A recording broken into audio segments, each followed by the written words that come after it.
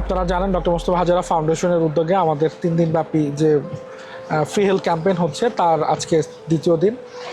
আজকে সকাল থেকেই আমরা আমাদের 4 জন চিকিৎসক টিম আমরা 4টি ভাগে আমাদের রুগী দেখা শুরু করেছি। আলহামদুলিল্লাহ আমাদের একটা গ্রুপ আমাদের যারা হচ্ছে মেডিসিনের পেশেন্ট দেখছেন, একটা পেশেন্ট যারা সার্জারি এবং অ্যালাইড বাতে ব্যথা বিভিন্ন চোখে কানের সমস্যা নিয়ে যারা আছেন তাদেরকে দেখছেন। এছাড়া একজন শিশু চিকিৎসক রয়েছেন যিনি বাচ্চাদেরকে দেখে থাকেন। আর আমি এখানে বিশেষ করে স্পেশালি চর্মরোগের পেশেন্টদেরকে দেখে থাকি।